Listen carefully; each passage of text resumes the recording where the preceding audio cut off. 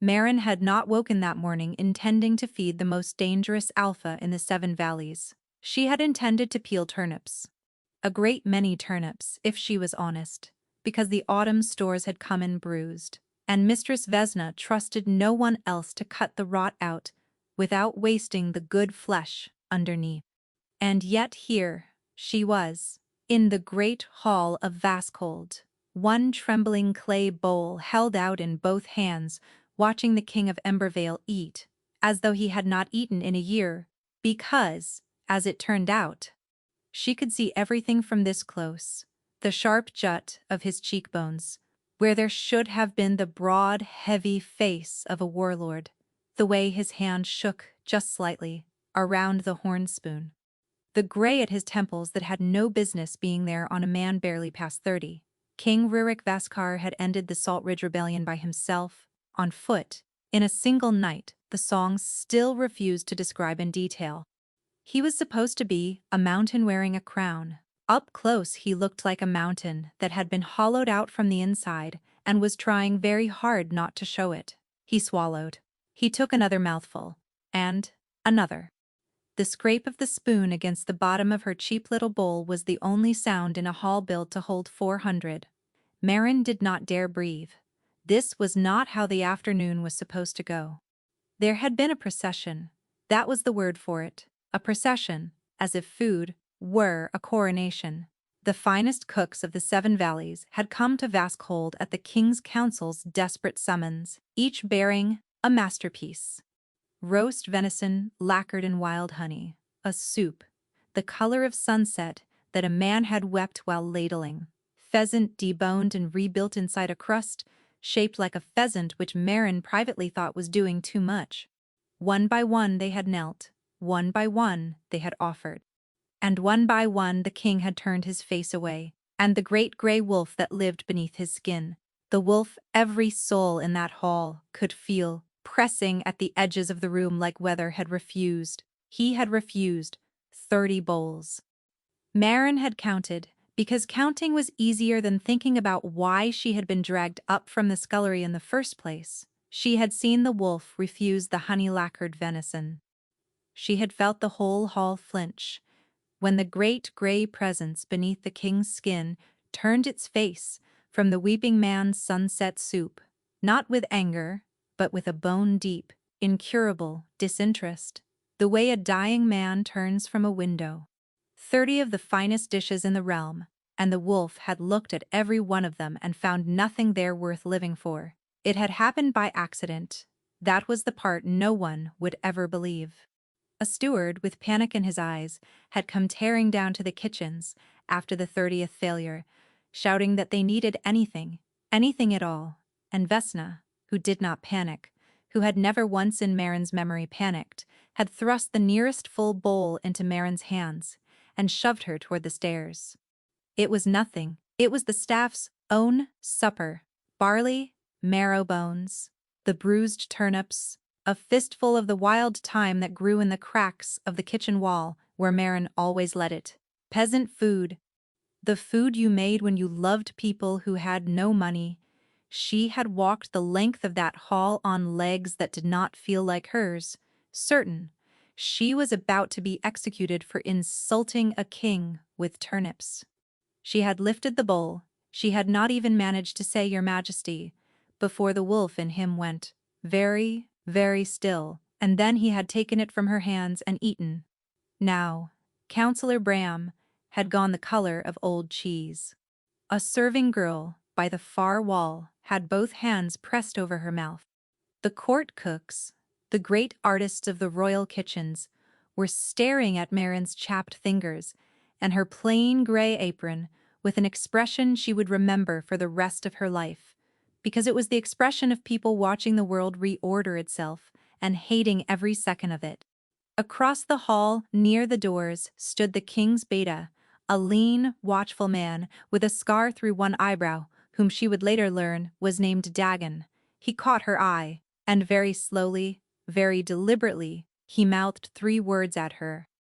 "Do not move." Easy for him to say. He was not the one whose arms had started to ache from holding a bowl perfectly still while a starving wolf king ate out of it like it was the last food in the world. She did not move. She barely breathed.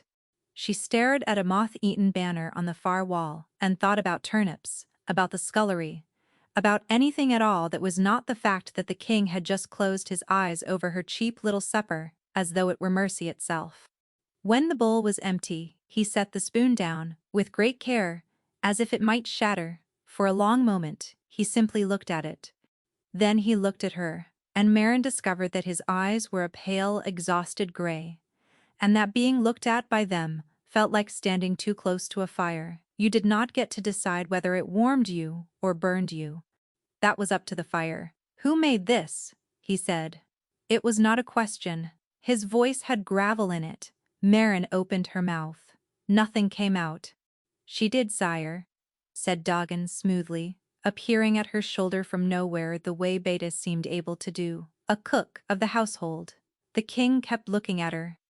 Something moved behind his eyes that she could not name and would spend a great many sleepless nights trying to. "Leave us," he said to the hall. "All of you now."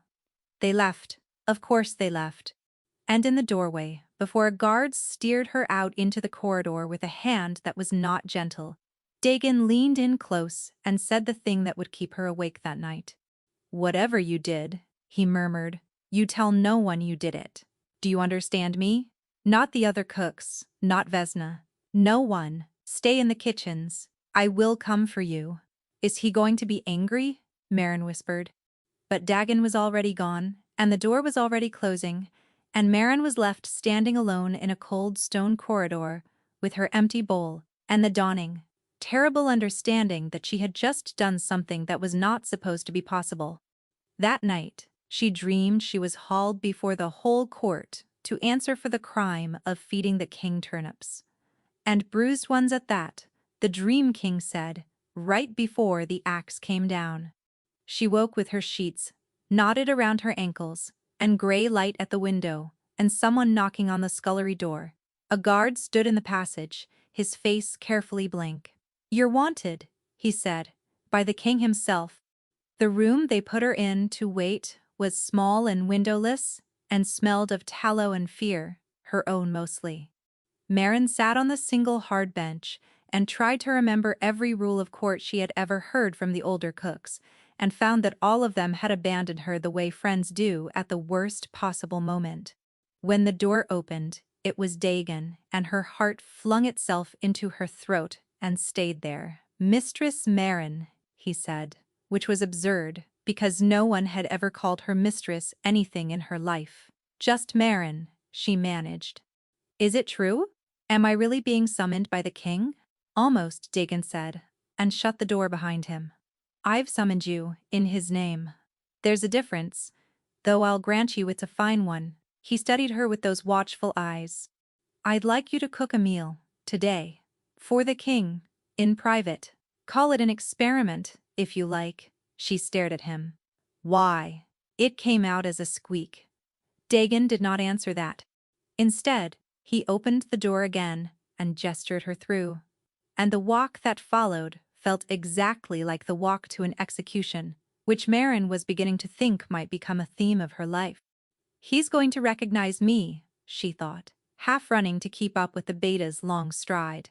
"He's going to remember, he's going to know, I'm the nobody who fed him barley and turnips in front of the entire court." They did not go to the great hall. They went down and down again, through passages Marin had never seen, until they came to a small private chamber with a hearth already lit and a heavy oak table scrubbed pale by years of use.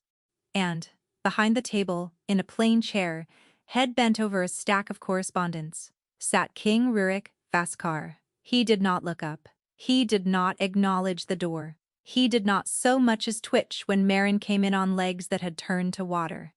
"Does he know?" she thought wildly. "Does he remember? Is he angry?" "There's everything you'll need," Dagon said, and only then did she notice the far end of the room. A second hearth, a cook's bench, a shelf of ingredients arranged with more care than she had ever been permitted in the household kitchens. Good flour, fresh marrow bones, a little clay pot of the wild thyme, cut that morning. She could smell it from here. Someone had gone to a great deal of trouble. Cook, Dakin said simply. Whatever you made yesterday. Then we wait. So Marin cooked. Her hands shook for the first few minutes. And then, mercifully, they stopped. Because hands that have done a thing 10,000 times will keep doing it, even when the mind has gone to pieces. She split the bones. She coaxed the fire. She let the barley go slow and patient the way the good barley wanted, and she did not stint the time. And she did the one thing she had always done that Vesna said was either her greatest gift or a sign of a soft head. She cooked it like it was going to someone she loved. She did not know how to cook any other way. No one had ever taught her the trick of not caring. The king worked. Advisors came and went, murmuring. He answered them low, made notes in the margins of reports, and did not once look at the far end of the room where a scullery cook was quietly filling his chamber with the smell of marrow and thyme and wood smoke. Then, somewhere in the second hour, his pen went still on the page. Marin was ladling the barley into a bowl. Her own cheap clay, she noticed. Dagon had found her bowl and brought it here, and she did not have time to feel strange about that when she looked up and found the king's head had lifted. Ha! His nostrils flared.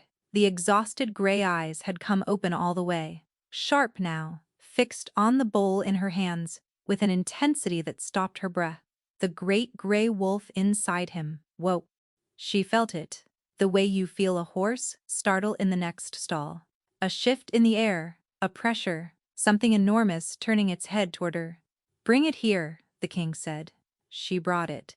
She set it in front of him and stepped back, and he ate, not with the desperate half-mad hunger of the great hall, but slowly this time, deliberately, his eyes closing on the first mouthful. And she watched something extraordinary happen. She watched the shaking in his hands ease. She watched color come back into his gray face a little, the way warmth comes back into fingers held to a flame. She watched a man who had been drowning take his first real breath. When it was gone, he set the spoon down and put his face in one hand. And for a moment, just a moment, the King of Embervale looked like he might weep from sheer relief. Then he remembered she was there. His hand came down. The wall came up behind his eyes so fast she almost missed it happening. Thank you, he said stiffly. You may go. Marin fled.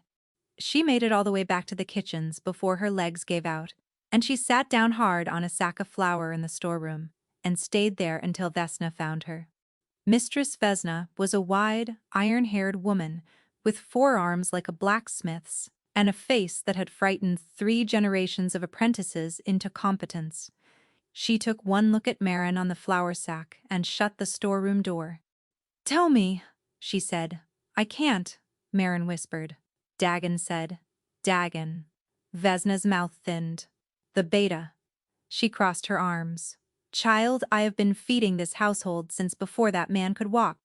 There is very little happens in Vaskold I don't hear about by supper. What I want to know is whether you understand what you've done. I made barley, Marin said helplessly. I made barley, Vesna, that's all. Twice now. And he ate it. And he looked like. Her voice wavered.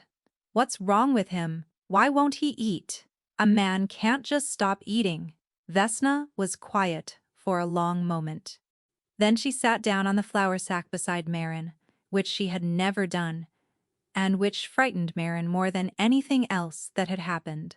What I'm about to tell you does not leave this room, Vesna said. That's never a good beginning. Marin said faintly. No, Vesna agreed. It isn't. She looked at the door, then at her own scarred hands. The rumors are true. The king's wolf won't take food. Not properly. Not for more than a mouthful or two, and then it turns to ash in his mouth. His word. Ash, and the wolf refuses it. It's been so since the hunger winter, when he broke the siege at Greywall, more than a year now. Marin's stomach dropped through the floor. A year! That would kill an ordinary man in a month. He's an alpha, a shifter. The wolf has kept him standing this long on almost nothing, burning himself down to the bone to do it. Vesna's jaw worked. But even a wolf has a bottom to the well. Dagon thinks he has 3 months, maybe less. She turned and looked at Marin, and her eyes were doing something complicated. We have tried everything, child. Every cook in the valleys, every dish, every trick, every rare thing that ever coaxed a sick man to eat. He turns them all away. A pause. And then a scullery girl carries up the staff's own supper, and his wolf eats out of her hands like she's the last warm thing in the world. The fire popped in the great kitchen hearth beyond the door. Somewhere an apprentice dropped a pot and swore. "You think it's me," Marin said. Her voice had gone very small. "You think it's something about me." Vesna did not answer, which was an answer. "That's not possible," Marin whispered. "I'm nobody. I'm a foundling. They left on the kitchen step. I don't have. There's nothing special about." The storeroom door opened. Dagon stood in it, and his face was grave. "The king woke a quarter hour after you left him," he said. "Ate nothing since. It's already going." He looked between the two women. "He wants you at the private hearth tonight. Every night. Until we understand this, a beat. Sundown. Don't be late." And Marin, sitting on a sack of flour, with the smell of the king's chamber still in her hair, felt the whole shape of her small, careful life quietly come apart. That evening a guard led her up through the parts of Vaskold she had never been permitted to see, the high floors, where the stone was warmer and the tapestries were whole, and the servants moved like they were afraid of being noticed. Why the private hearth? Marin thought, half panicking. Her mind, traitor that it was, went somewhere it absolutely should not. And her face went hot in the dark. Surely a king did not summon a scullery cook to his rooms at sundown for, no. Absolutely not. She was here to make barley, and she would do well to remember it. The guard stopped at a set of carved doors, and knocked once. "Come," said the king's voice. His chamber was the largest room she had ever stood in, and it had a proper cook's hearth built into one wall. Recently, by the look of the clean stone, whoever had done this had done it in a hurry and had done it for her. On the bench sat her ingredients, her thyme, her cheap clay bowl, and by the window, silhouetted against the last of the light, stood King Rurik. He turned when she came in.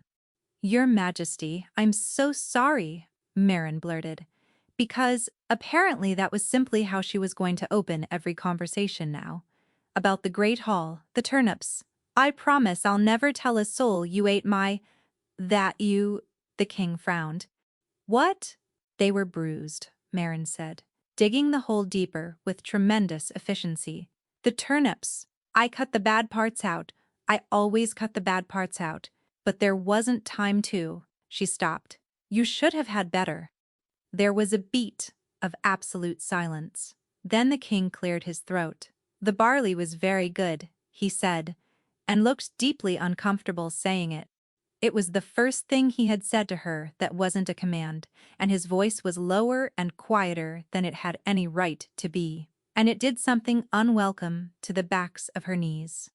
"This is a practical arrangement," he went on, crossing his arms, a movement that drew her attention, unhelpfully, to the breadth of him even wasted as he was. "You will cook here, in the evenings. You will speak of it to no one. Is that understood?" Marin nodded mutely, and then, because her mouth had never once in her life consulted her before speaking, added, "I'm not going to sleep with you." The king went very still. "I mean," Marin said, wishing for the floor to open, "I only—" "The high floor at sundown, I thought. Some people might think. And I'm saving myself, so—" "You thought I summoned you here," the king said slowly. "With a cooking hearth, when you put it like that, it does sound stupid," Marin admitted. "And King Rurik Faskar, ender of the Salt Ridge Rebellion, breaker of the siege at Greywall, made a short, rough sound that she realized with astonishment was a laugh. It seemed to surprise him more than it surprised her. He shut it down at once, but she had heard it, and she filed it away somewhere. She would not admit to keeping. "Cook," he said. "Please." So, she cooked. He worked at his table while she did, and she filled the great cold room with warmth and the smell of marrow and thyme. She was aware of him the whole time in a way she had no words for. The weight of a man who filled a room simply by being tired in it. When the barley was ready, she set the bowl in front of him and stepped back. The way you step back from a wild animal you're trying not to spook. He looked at it a long moment. Then he ate slow, this time, careful, eyes closing on the first mouthful, and she watched the shaking leave his hands and color climb back into the gray ruin of his face, watched the enormous presence of his wolf settle like a great hound easing down before a fire. He ate every grain, tipped the bowl for the last of it, then caught himself doing it and set it down with a care that was almost violent. "When did you last keep a whole meal down?" Marin asked before she could stop herself. "Before the Great Hall, I mean." The king was quiet. "I don't remember," he said finally. "It's been a long while since anything stayed food long enough to swallow." She didn't know what he meant by stayed food, and something in the flat way he said it told her not to ask. The question had a floor she wasn't ready to stand on. "Well," she said instead, gathering her pot. "There's more where that came from. Barley's cheap, and I'm stubborn." The corner of his mouth moved. "So I'm learning," he said. "You'll come tomorrow," he said. Not quite a question. "I'll come tomorrow," she agreed. That night, for the first time, it happened. She was scrubbing the last pot at the little hearth, half listening to the king's breathing, where he'd finally slumped in his chair by the fire. The food had done that. She was learning, given him enough ease to doze, where a year of exhaustion couldn't. She heard his breath go rough. She turned, and the room was gone. She stood in gray. Not fog, exactly, smoke. Thin and cold and endless, that smelled of ash, and old grease, and something underneath it that made her stomach turn, the particular reek of a kitchen where the fires have gone out and the food has been left to rot. There was no floor she could see, there was no ceiling, there was only the smoke, and a long, long table stretching away into the gray, farther than any table had a right to, and at the table sat people.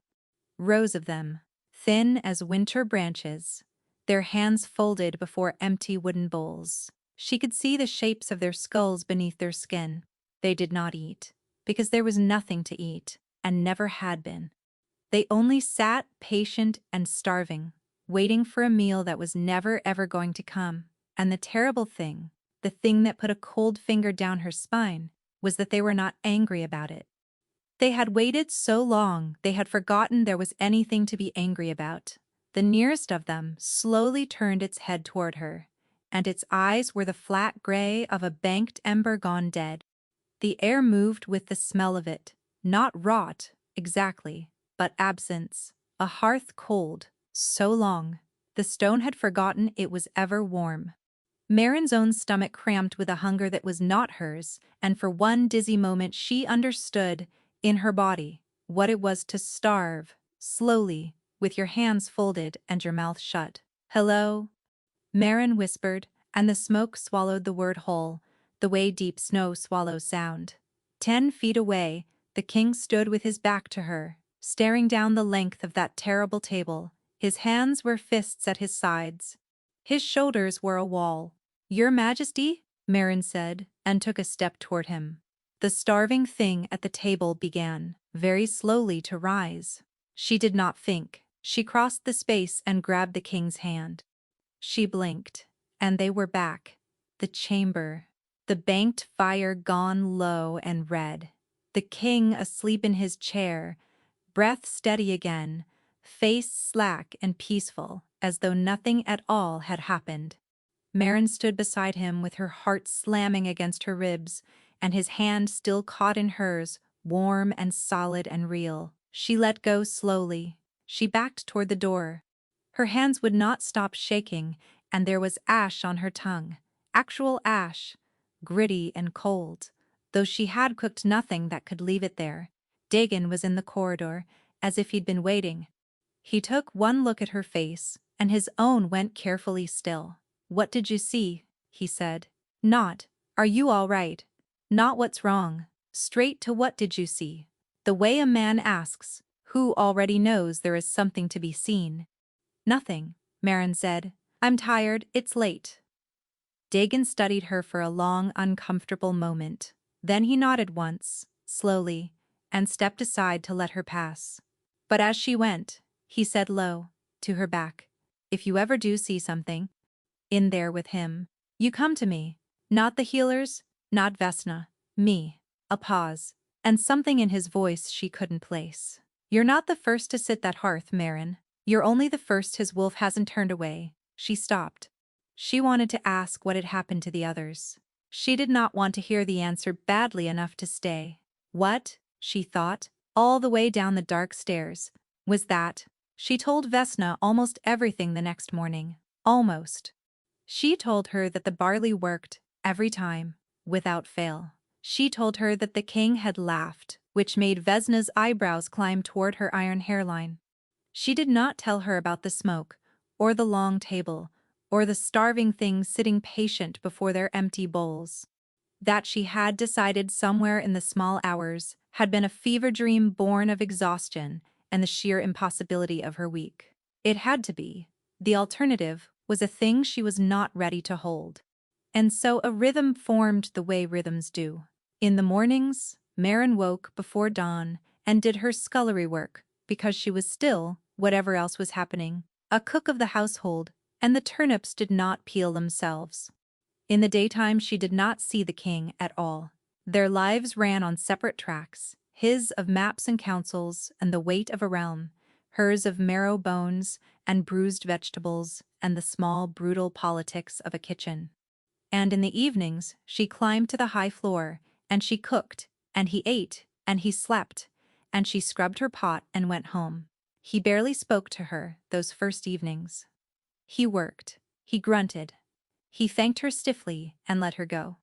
And every night, she waited, tense as a drawn bow, for the smoke to come and take her, but it didn't.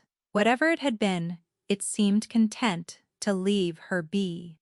The king slept his shallow hour by the fire, and no gray table stretched away into nothing. And Marin almost let herself believe she had imagined it. Small things began to appear. The first was the time. She had assumed someone was cutting it for her. But one evening she caught the king himself at the window, and on the sill grew a little pot of it, green and thriving in the last of the light. He said nothing about it, neither did she. But it was there every night, after that, and it was always fresh. The second was the bench. Her cook's bench had been a rough plank the first night. By the fourth it had been sanded smooth, and a stool set beside the hearth, so that she did not have to work bent double, and when she looked at the king, he was very intent on his correspondence, and the tips of his ears had gone faintly pink. "Thank you for the stool," she said, unpinning her hair as the barley went slow over the fire.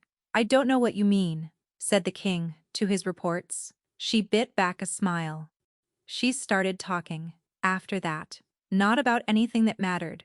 She told him about the apprentice, Call, who had once confused the salt crock with a crock of powdered lye, and very nearly poisoned the entire guard barracks, and who had spent a memorable afternoon being chased around the yard by a sergeant.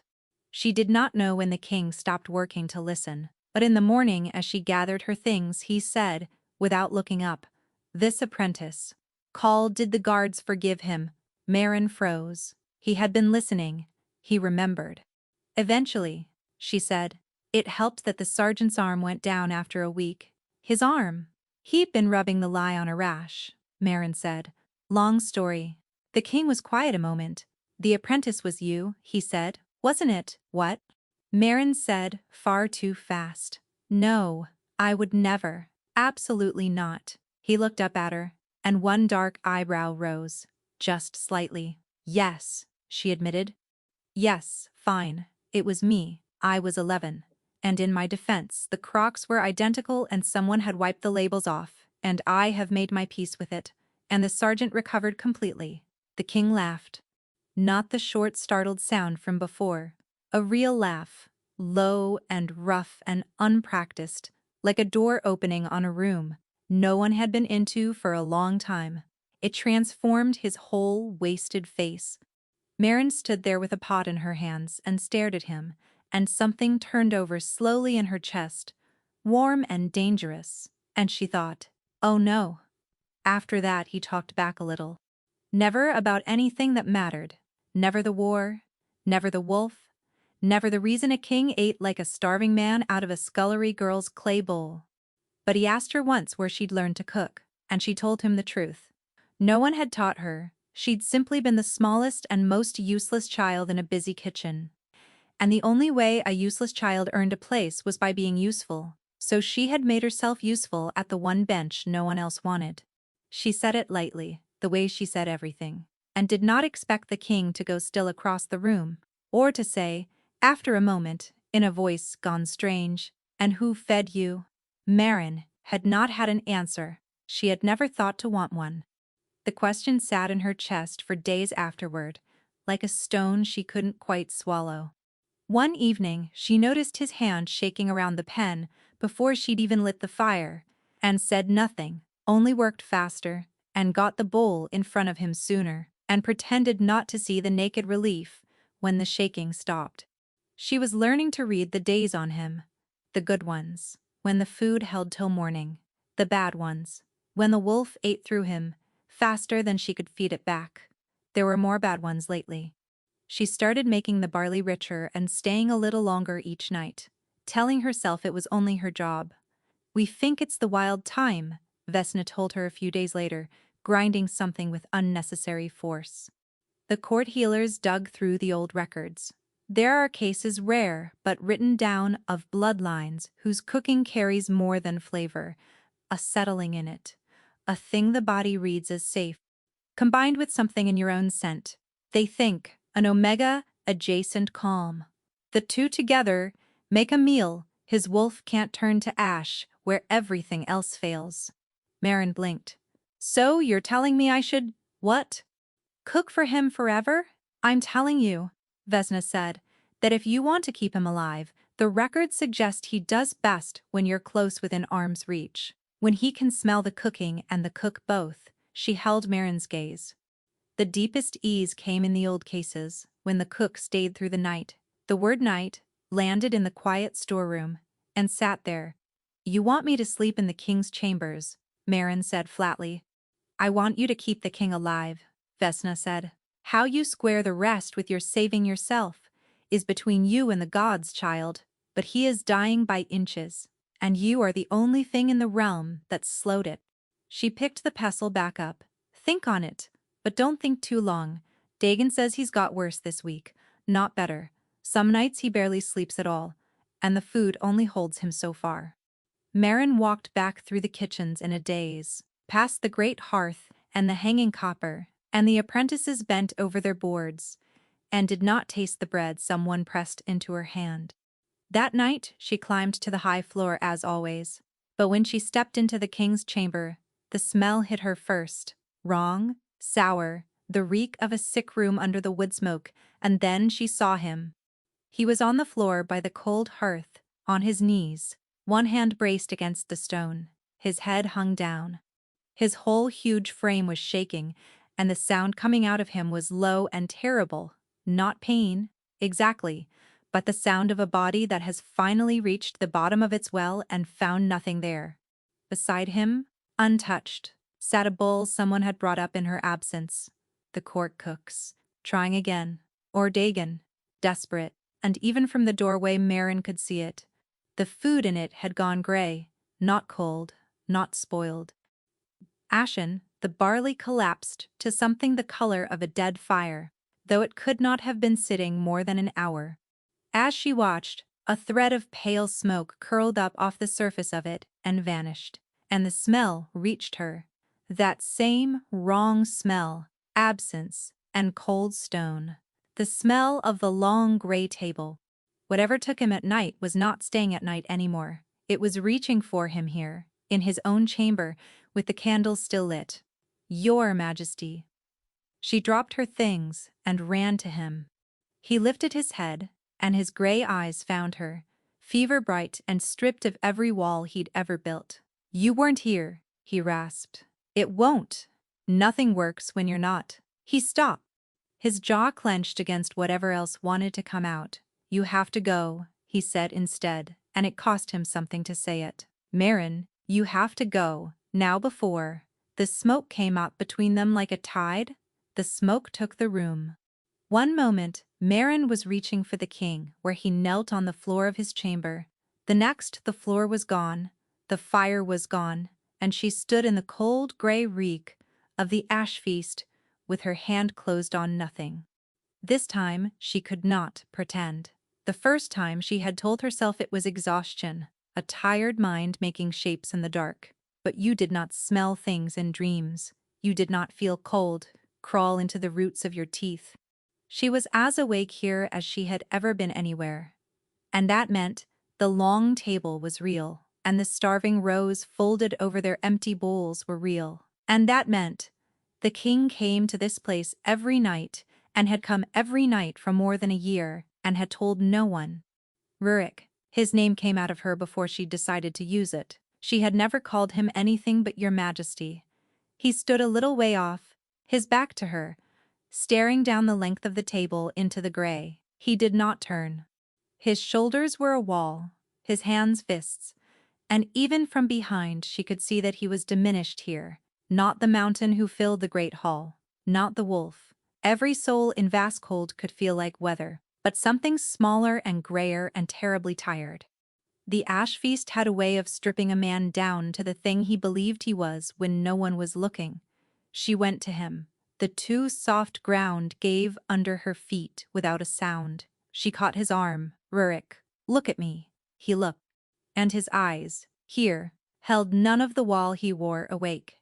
They were open all the way to the bottom. And the bottom was grief. "You shouldn't be able to come here," he said, very quietly. "No one comes here, it's mine." He said it the way a man says the dead is mine. Not a boast. A sentence handed down. Her eyes went past him, down the rows, and snagged on one figure smaller than the rest, slight, hardly more than a girl, sitting very straight with her thin hands folded and her face turned toward the king, as though she'd been waiting a long time for him to look up. Something about the set of her stopped the breath in Marin's chest. She didn't know why. She would later. And she would wish she didn't. Down the table, one of the seated figures stirred, then another. A dry rustle went through the rows like wind through dead reeds, and the hunger rose up out of the ground again, that terrible borrowed starvation. And this time it reached for her, a cold pull under her breastbone, patient and enormous, as if the place had noticed there was something warm in it and meant to sit her down too. One of the dead began, slowly, to rise. Marin did the only thing she knew how to do. She grabbed the king's hand, held on and pulled, not with her arms but with something beneath them, some stubborn warm thing in her chest she had no name for, and the gray tore like wet paper. They were back. The banked fire, the king on his knees on the stone and Marin on hers before him, both shaking, her hand crushed in his heart enough to hurt. His breath came ragged, then steadied. The color that being fed had given him held. He did not let go of her hand. "You saw," he said. Not a question. "I saw," Marin whispered. "The table. All the people. Waiting." She swallowed. "That's where you go. Every night.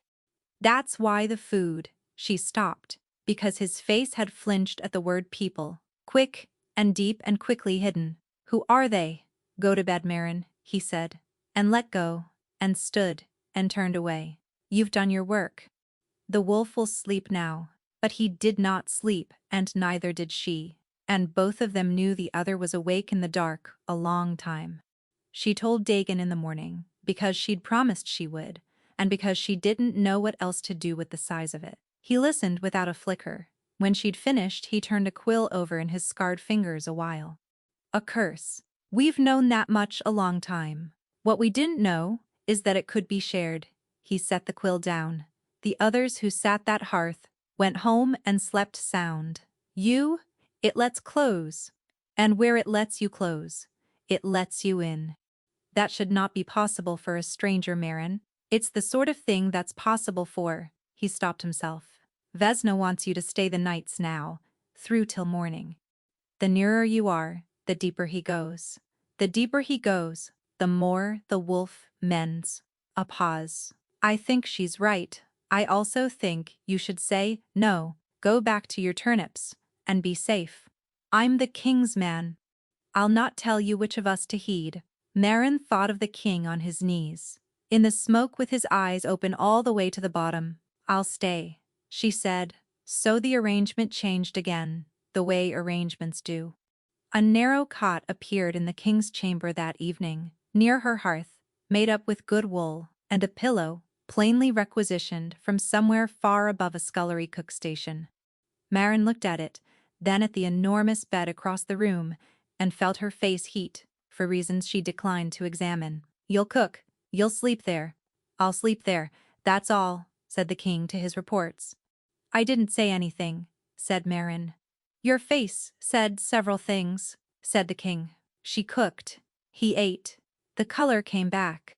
And when the candles were pinched out, she lay on her cot, with her back very straight, and listened to him breathe, across the dark, slow, rationed breaths. A man hoarding rest, the way you hoard grain, in a bad winter.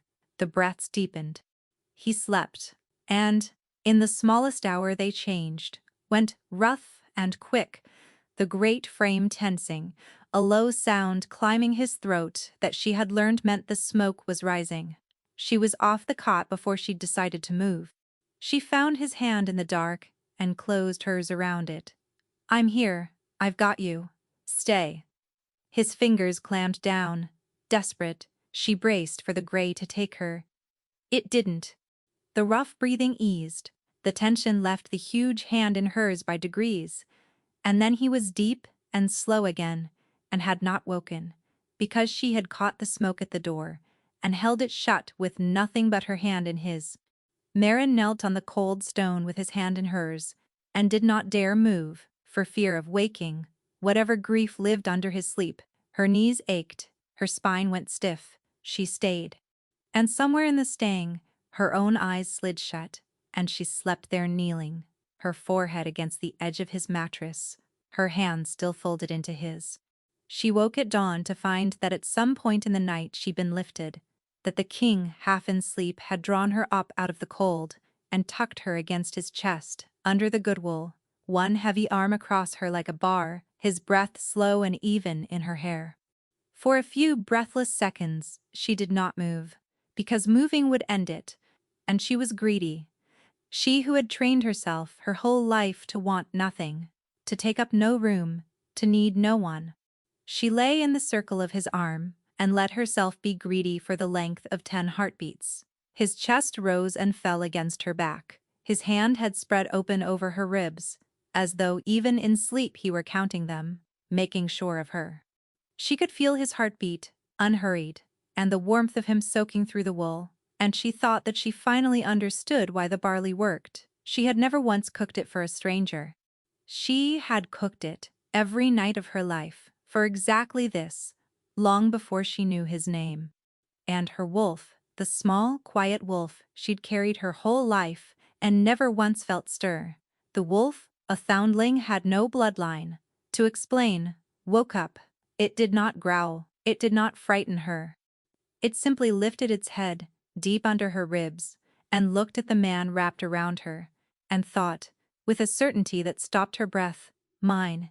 Marin lay very still in the gray dawn, and thought, oh, no, oh, no, no. For a handful of nights, Marin let herself believe it might be simple. The king slept. That was the miracle she kept turning over like a stone worn smooth, whole nights of it, waking with color in his face, and something unclenched in his shoulders, eating his barley in the morning with steady hands. Sass. Once, memorably, he complained she'd gone heavy on the time, which was the most ordinary thing anyone had ever said to her, and made her absurdly happy the rest of the day. He talked more, in the dark. Never about the table, never about the smoke. She'd learned not to reach for that door, because every time she brushed it he went somewhere cold and far. But he told her other things. That he'd had an elder brother once, who was meant to be king and would have been better at it. That he took his meals in his chamber, not from grief, but because 400 people watching him chew made him want to climb out a window. That he thought her laugh was too loud, and had come, God help him to listen for it. "You leave a lantern lit for me," she said one night into the dark, once she'd worked up the nerve. "By the cot, every night. You think I don't notice?" A long silence. Then, "I don't know what you mean," said the King of Embervale, and she heard him smile. Dagon noticed the change before she did. He caught her on the kitchen stair one morning, and for once, the watchful face had eased. "Whatever you're doing," he said, "keep doing it." He sat a full council yesterday without gripping the table. He argued with Bram, threatened to have the man's gout declared treason. A pause. "I haven't heard him bait anyone in a year." "I'd forgotten he did it. It's just the barley," Marin said. "It's not just the barley," said Dagon, and left it there. And it wasn't. Marin had begun to feel him, the part she told no one. When she worked in the kitchens and he sat 3 floors above in council, she could feel the shape of his mood, the way you feel weather coming, a pressure, a direction.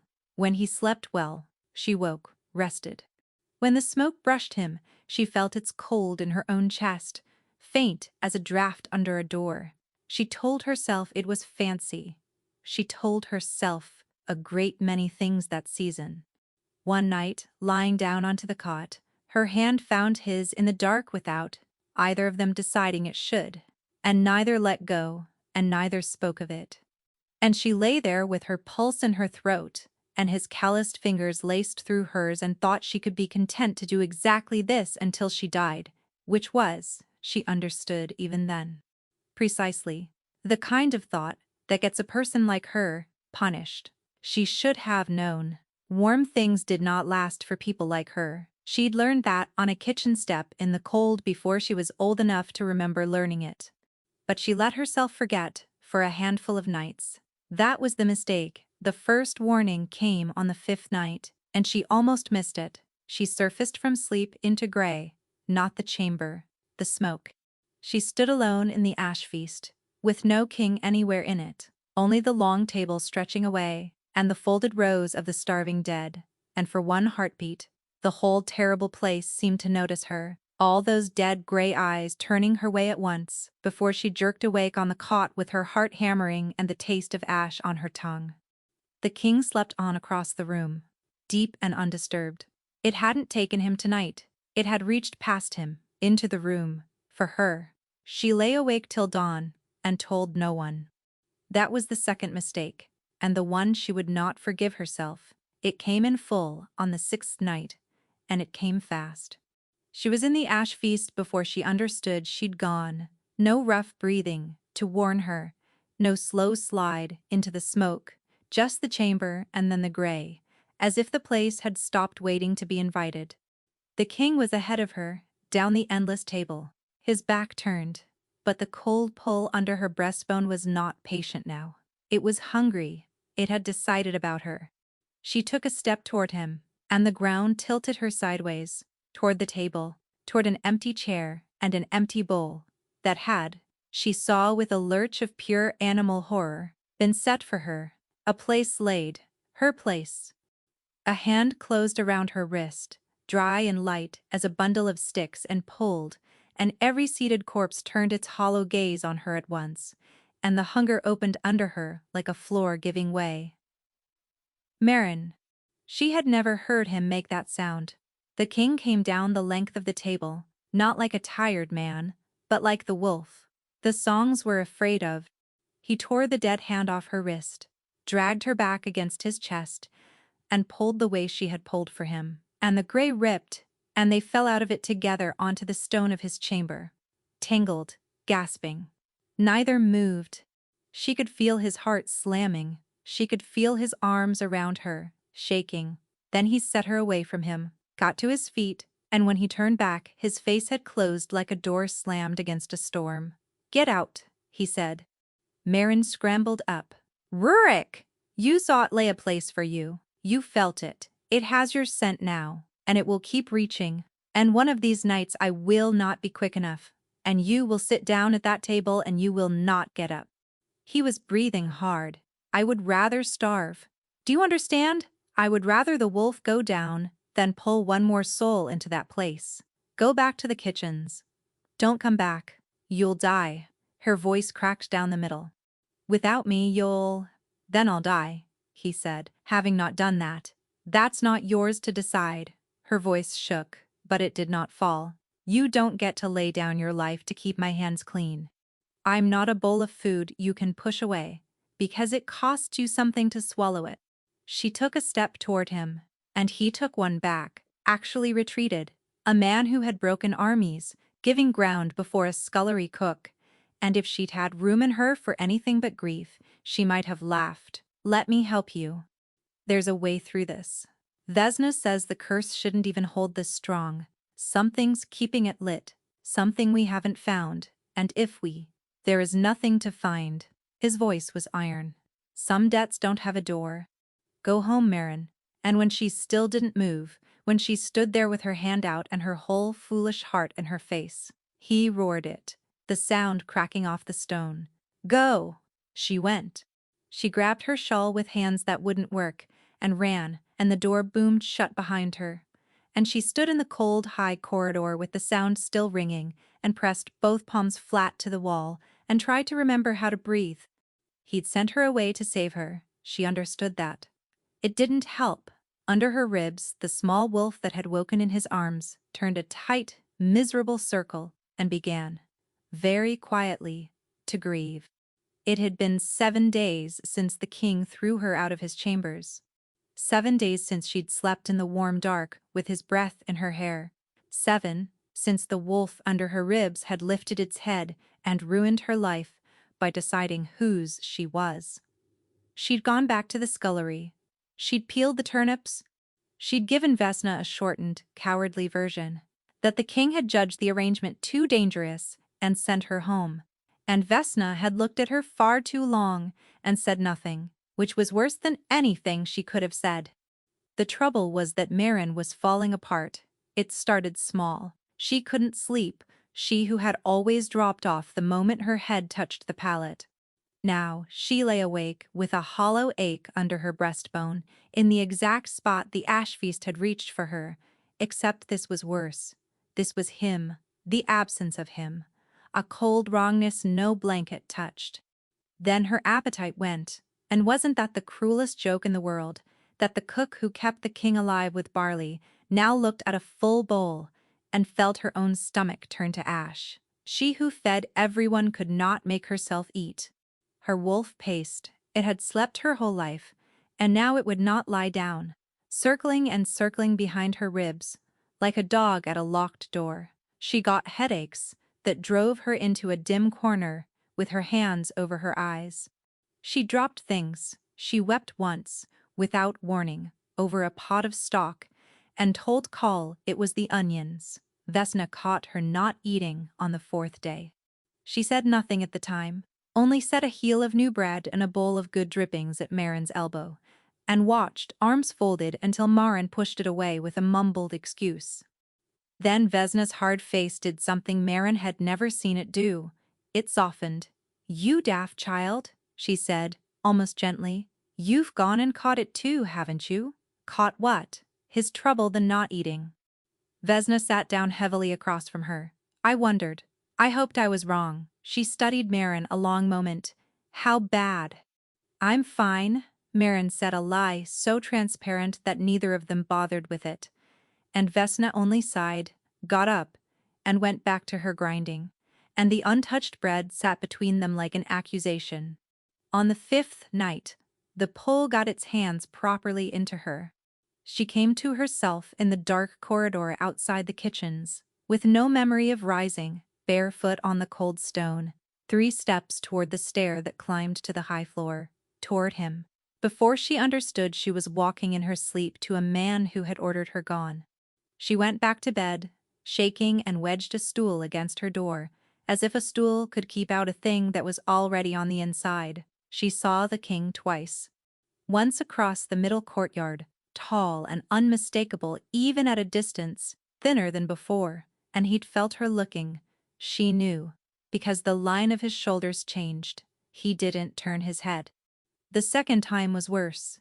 They passed in a corridor, close enough that his scent hit her, and her whole body lit like a struck match, and he looked straight through her as though she were a draft from a window, and walked on. The kitchens talked, the way kitchens do. The king had collapsed in a war council, they said.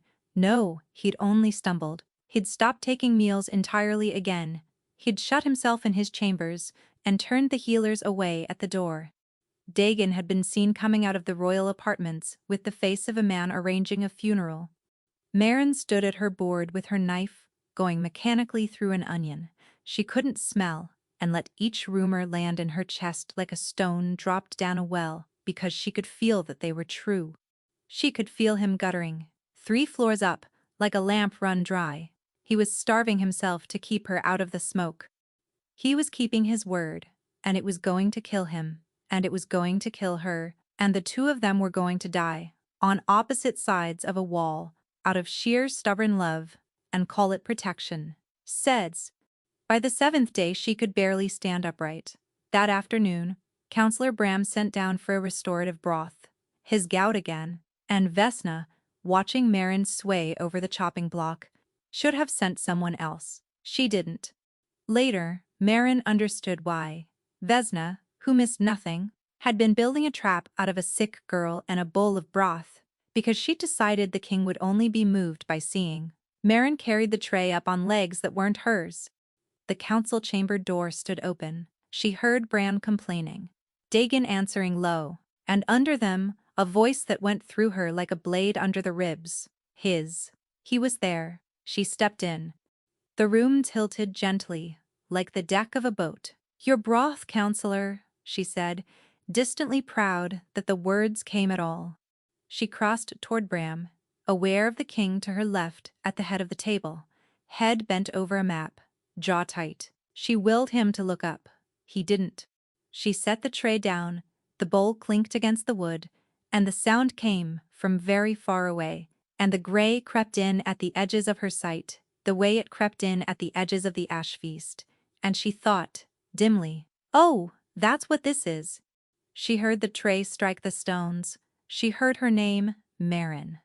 Torn out of a voice she'd have known at the bottom of the sea, cracked wide open and utterly undone. Then strong arms caught her before she hit the ground, and she was hauled against a chest she knew, and hands cradled her head, and above her, someone was snarling at the whole room to get back, fetch the healer, move, in a voice with the wolf all the way up in it.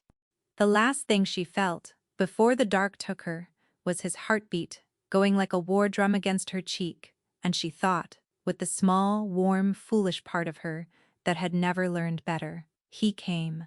She woke to dried herbs and clean linen and wood smoke, her own narrow room off the kitchen's, but wrong, because a fire burned in a grate that never held one, and a chair was drawn up to her cot, and in the chair, bent over with his head in his hands, sat the King of Embervale. He heard her stir, his head came up, and the relief that broke across his ruined face was so total, so naked, that she had to look away from it. You're awake, he breathed, hands hovering over her, like he wanted to touch, and didn't dare. You stopped eating. It wasn't a question, his voice was wrecked. Vesna told me, you've been sick as long as I have. You've been starving in your own kitchen, and you said nothing, and he broke off, dragged a hand down his face.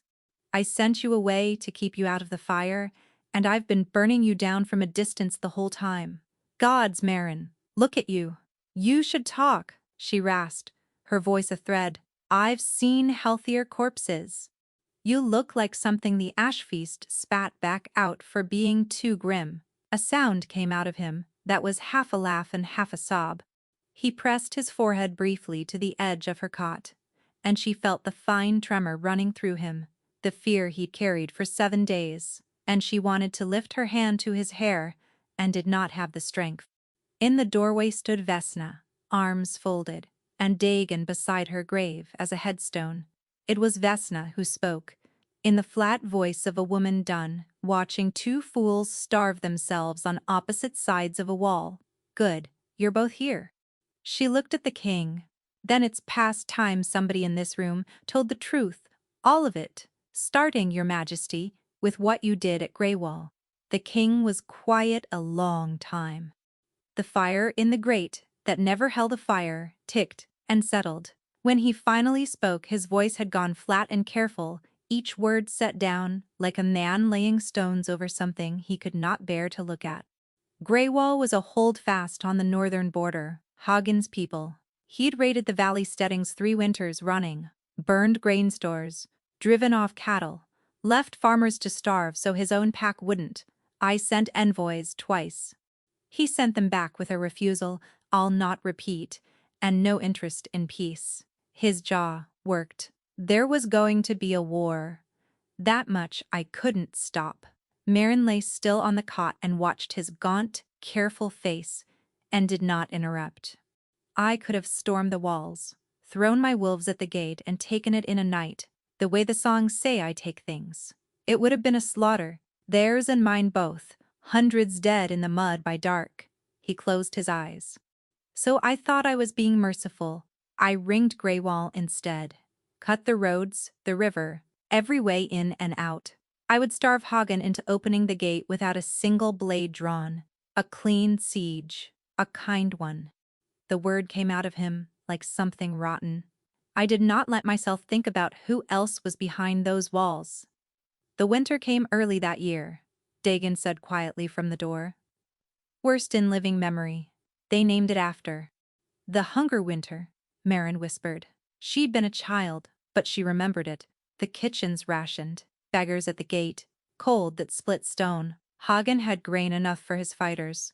He fed his warriors and let the rest go hungry, the old, the sick, the ones too weak to lift a blade. Because a warlord's pride weighs more to him than the people he swore to keep. The king's hands had closed to fists, on his knees.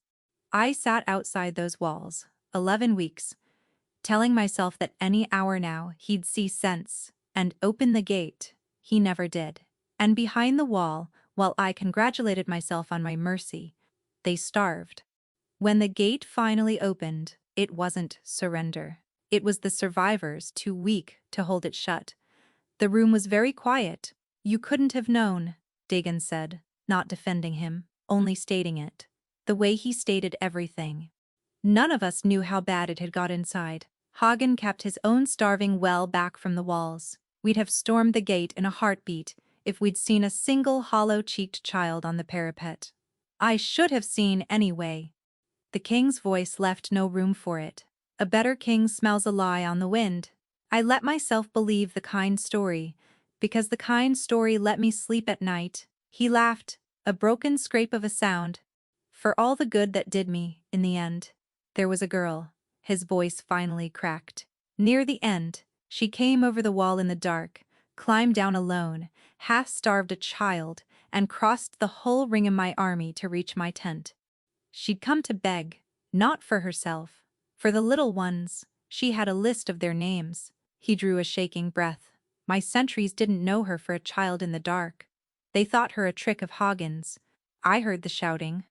By the time I came out, he stopped. He could not say it. He did not have to. Nev, Marin said softly. She didn't know how she knew. She had seen the girl at the long tables sitting so straight, her face turned up as if she'd waited years for him to look. Her name was Nev. The king stared at her with something like terror. How could you? She's there. At the table, in the smoke. She's still waiting for you. He put his face in his hands. When he spoke again, the words came muffled through his fingers. She had freckles. I never told anyone that. I don't know why it's the thing that stayed with me. A starving child crossed a battlefield to save her friends, and what I kept was her freckles, and the way she looked at me at the very end, like she couldn't understand why I hadn't simply helped. He dragged his hands down his ravaged face. I have seen that look every night for a year. I could draw her in the dark. He told the rest fast, the way a man gets through the last of a wound. When Greywall fell, they found the storerooms and the starved, and among the dead who could no longer be helped was a woman, Hagen's mother, or his seer. No one ever knew, who had held on out of pure hatred long enough to see the king's face. Fida, her name was. She had looked at Rurik Vaskar, standing stricken among the lost of Greywall. the ones he'd meant to spare, and spat her curse through cracked lips with the last of her breath. "You, who filled no bowl," the king recited, in the toneless voice of a man who had heard the words every night for a year. "May your wolf never know fullness again. May every meal turn to ash in your mouth. And every night may the ones you starved sit at your table and wait for the bread you never brought." He opened his hands. She spent the last of her breath on it. It was enough. Vesna had gone very still. Now she spoke slow and frowning. "I know that shape of curse. A grief-binding, vengeful, cruel. But they burn out. The magic's tied to the caster's own life, and she spent hers making it. A binding like that should have guttered inside a season. A year on, still this strong, still dragging you into that place every night." She shook her head. "That's not the witch keeping it lit, your majesty. She's a year in the ground. Something else is feeding it." "Then let it feed," the king said, and stood the wall slamming back up behind his eyes. "It changes nothing. Marin does not go near the smoke again. I've said so." And he left the way. He left every conversation that came too close to the wound, fast, without looking back, before anyone could get a hand to him. The door shut. Marin stared at it. Vesna sat on the edge of the cot and took Marin's cold hand in both her warm, scarred ones. "You know what you are to him. Say it." "His mate," Marin whispered. The word had been under her tongue for weeks. "That's why I can feed him when no one else can. That's why being apart is—" her voice broke. "That's why I'm dying too. Isn't it? An unfinished bond, pulling both ways. The longer you deny it, the harder it hauls. And if his curse takes him down, it takes you with it." Vesna's old eyes were kind and terrible. "Hear me, child, because it's the truest thing I know. You can lead a starving man to the finest table in the 7 valleys. You cannot make him lift the spoon. He has decided he belongs at Neve's table, that the debt is his to pay with his life. That's what feeds the curse, not the witch. Him. You cannot feed a man who has chosen to starve." "Then there's a way to make him," Marin said. "Break it from the outside, a counter-charm. Something." "You're not listening." Vesna's voice was not unkind. "The witch's binding is a dead thing, a lock with no one left holding the key. Any hedge charmer could have picked it a season after she cast it. It stays shut because he keeps his own hand on it. Burn every witch mark off that man, and he'd walk back into the smoke on his own 2 feet by moonrise, because he believes that is where he ought to be." She spread her scarred hands. "The curse is only the door. He is the one standing in it, refusing to come out." From the doorway, Dagon spoke, quiet. "I've watched better healers than me try everything that can be done to a man. None of it touched him." He looked at Marin, steady. "You're the first thing that ever reached him instead. That's not herbs, and it's not luck. That's the bond. Whatever the two of you are to each other, it's the only road into that place that doesn't run through the witch's lock. Which means if anyone alive can walk him back out of it, it's you." A pause. "And it may well kill you to try. Both of those are true at once. I'll not pretend otherwise to spare you." Marin thought about a kitchen step in the cold, about a whole life spent making herself small and useful so no one would have cause to leave her twice, about how long she had believed in the deepest cellar of herself that she'd been left because she had not been worth the keeping, and how no argument, no kindness, no proof anyone had ever offered had shifted that belief by so much as an inch, because it had never come in through her ears. It lived somewhere words could not reach. She knew exactly what it was to agree with the thing that was eating you alive, and she knew, better than any healer, that you did not starve such a thing out with logic. You starved it out with someone who flatly refused to leave the table. "Watch me," she said, and stood up off the cot on legs that finally held. It was Dagon who got her past the guards, in the end. He found her on the kitchen stair, with her jaws set, and her color still bad, and took one long look at her. "He'll have my head." He gave orders. No one, to his chambers. He didn't sound especially troubled by it. Trouble is, A man has to be awake to enforce an order, and His Majesty is currently face down on a council table pretending to read dispatches. He stepped aside.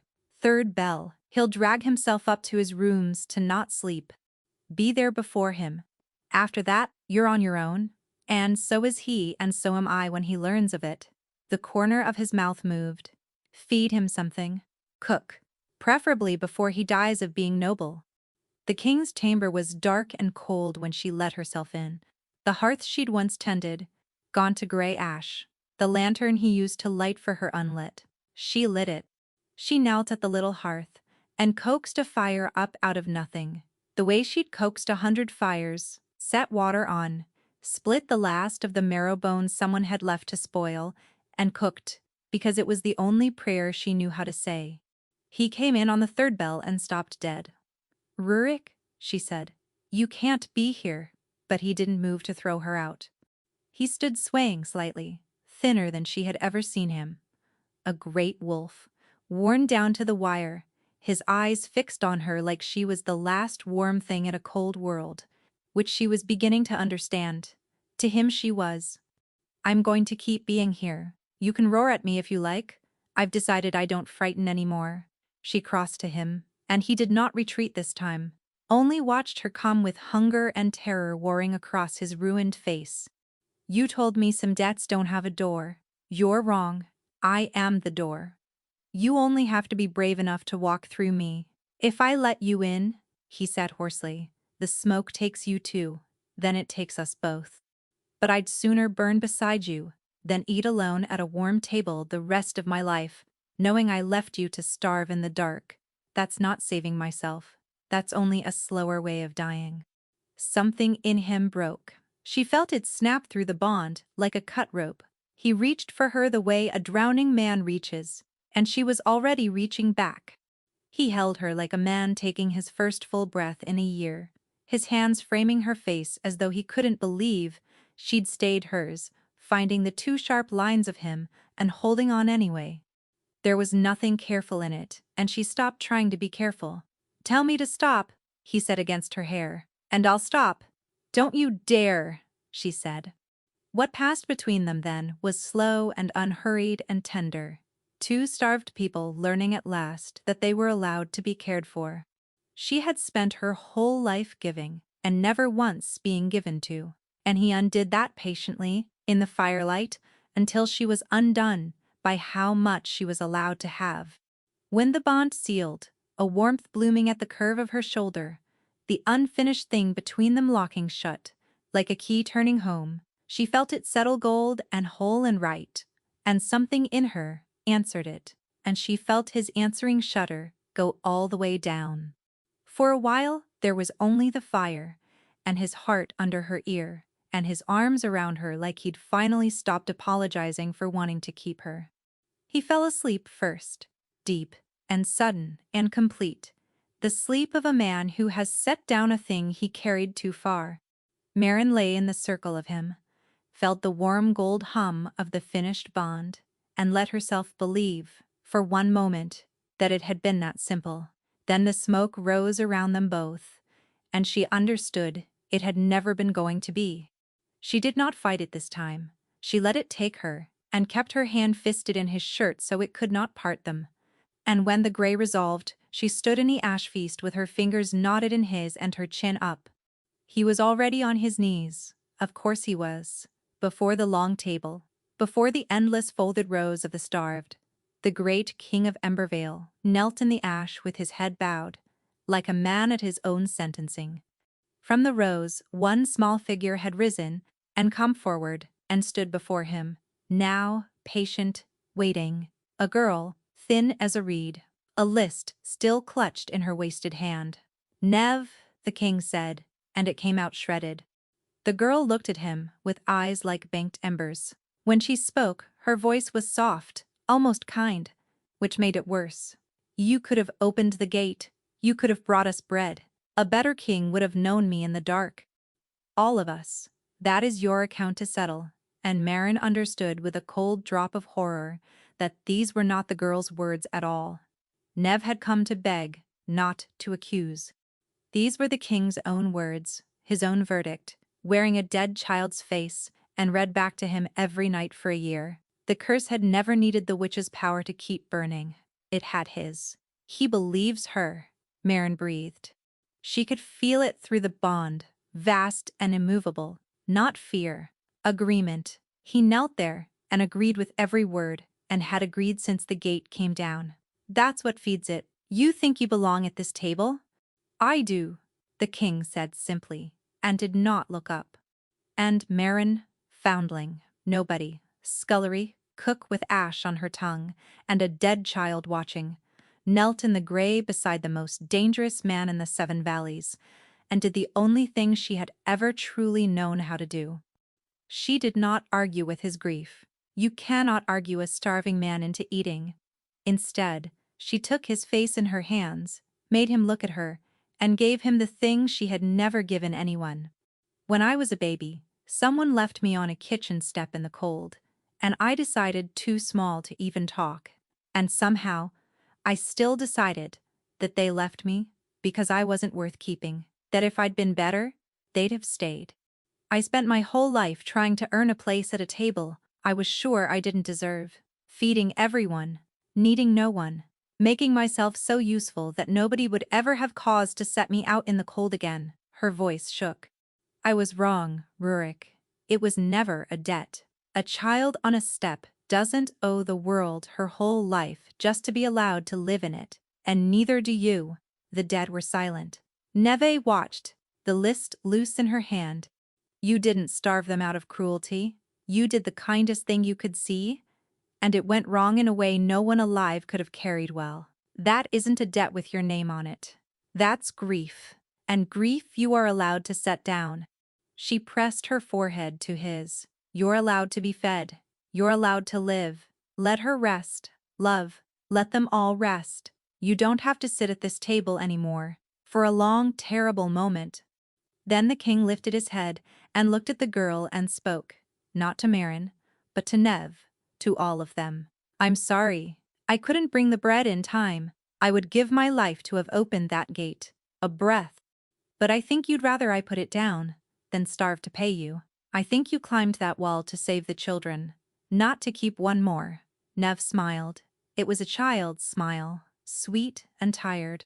She laid the list down on the empty table, closed her eyes, and was gone. Not snuffed out, but released, like a breath let go on a cold morning. And down the long table, one by one, the folded rows of the starved raised their heads, turned, and dissolved into the gray, like steam off a warm bowl. The vast hunger under the ground thinned and lifted and was simply gone. The last of the smoke unwound. The king pitched forward into Marin's arms, and she caught him and held on while a year of grief came out of him in great racking waves against her shoulder. I've got you, she murmured into his hair. I've got you. Put it down. I'll still be here when your hands are empty. They came back to the chamber, tangled together on the floor, before a fire burned down to coals.